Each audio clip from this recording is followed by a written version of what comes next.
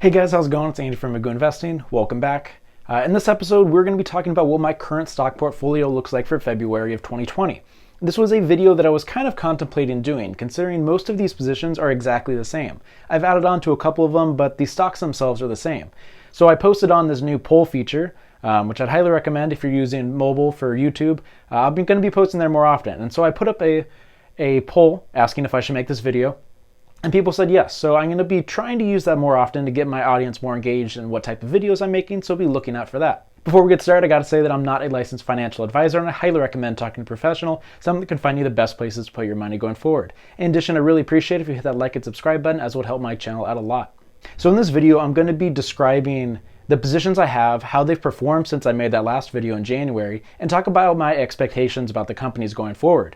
Because as we're coming up, most of the companies that I own, earnings are coming up in the next couple weeks. A couple of them, like PayPal, have already happened, and StarBucks, but we have a lot of information coming about these stocks. So I think it's important to have a understanding of what type of actions you're going to have depending on how the stock moves after earnings. So I'm going to be talking about that for each position.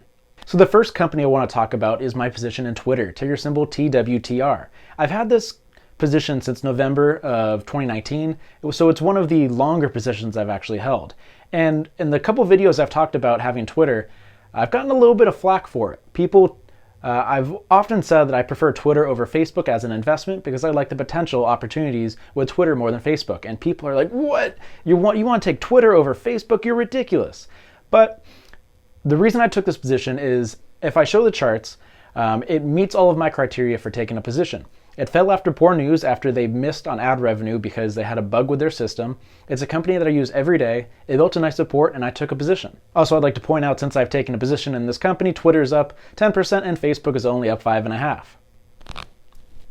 So with earnings coming up for Twitter, this is kind of what I'm expecting. I'm expecting better earnings than they had in their last quarter because hopefully the bugs with the ad revenue has been fixed, and obviously if it's been fixed, they're going to be making more money. However, I'm not expecting them to knock it out of the waters with their revenue.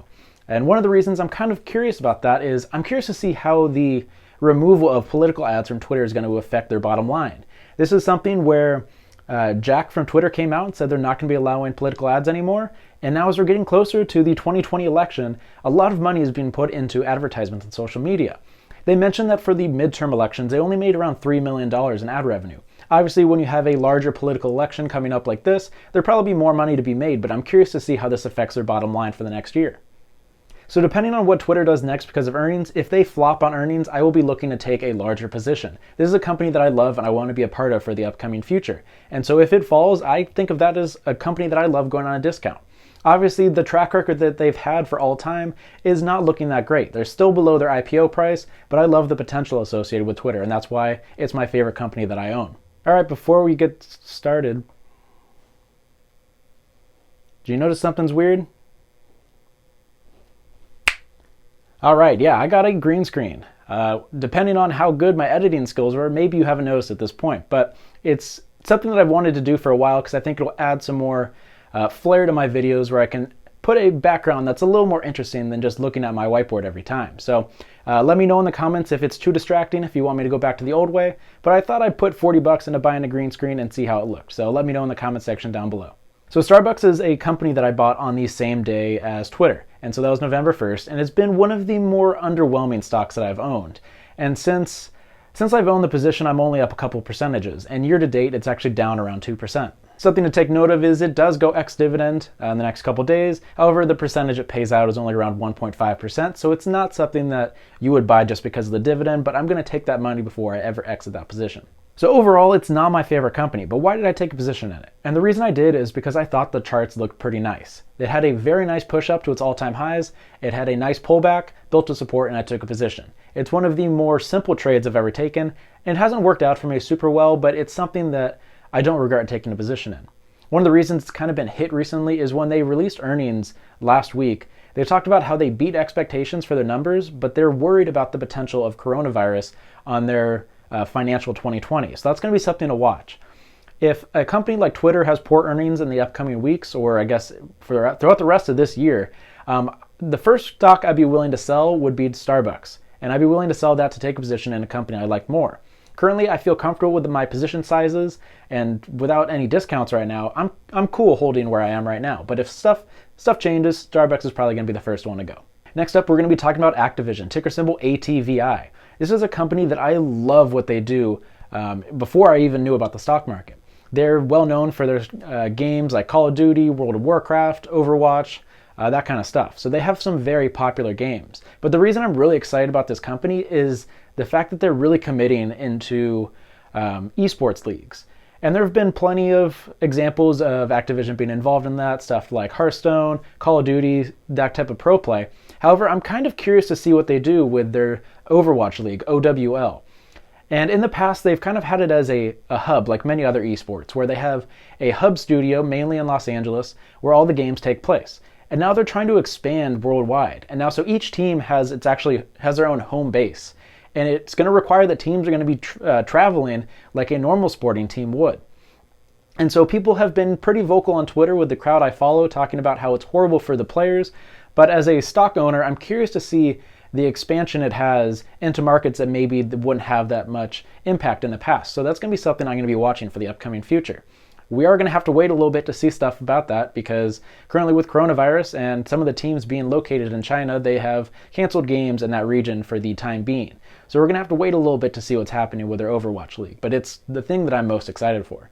With earnings coming up, I'm kind of expecting them to get hit a little bit. I might be considering adding to my position, but I'm pretty comfortable with the size I have right now, and I'm not in any rush to sell. Next up, we're going to be talking about Macy's, which is down 3% year to date. This is one of the riskier trades that I took, and in my video explaining my positions in January, I talked about the reasoning behind it. And one of the biggest reasons I took position in the stock is that it built a fantastic support around $14. And it's hovered around there, and now it's pushed up above that.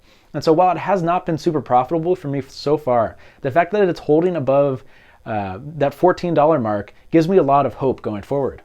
Just this year, there have been some pretty big news stories that affected the stock price, which have has pushed it up and then immediately pulled it right down. The first news event was the fact that they were closing 30 stores, and that pulled the stock down because, that's not great news. But the news that pushed it back up was the fact that they beat expectations for holiday sales. A lot of brick and mortar retailers had a tough holiday season, and the fact that Macy's did better than expectations gives me hope that they can recover in the future. I took a position in the stock because it meets all of my criteria again. It has been hit by negative news. It's been a long time coming that's pushed it down. But the fact that I really loved it is that $14 support is so set in stone.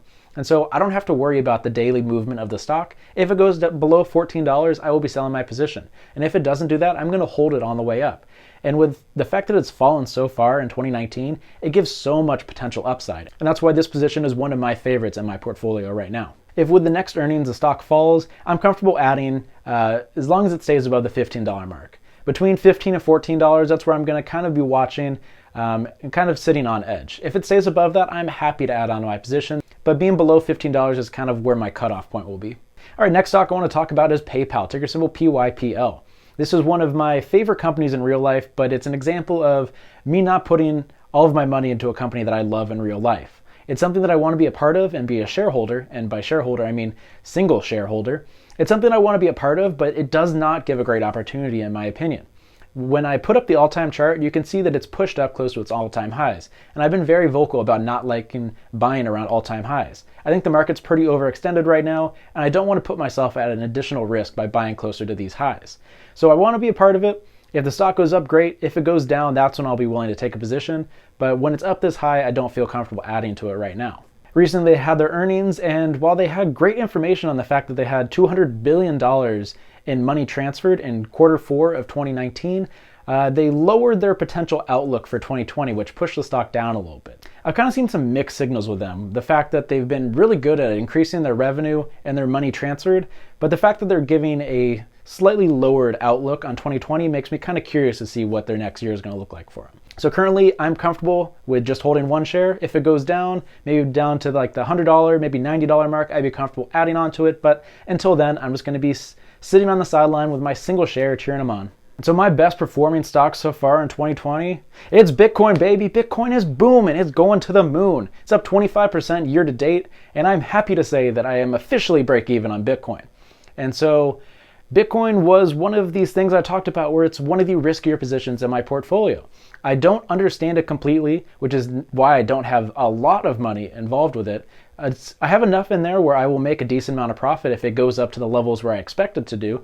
But I'm comfortable holding it at a loss, which was shown in the fact that I was totally cool being down 35% at one point. We're getting pretty close to being break even. And as the money's kind of come back into my portfolio from Bitcoin, it's now one of the larger positions in my account, which is something I'm totally okay with. The fact that I was comfortable holding it down 35% shows the fact that I can emotionally handle owning portions of Bitcoin.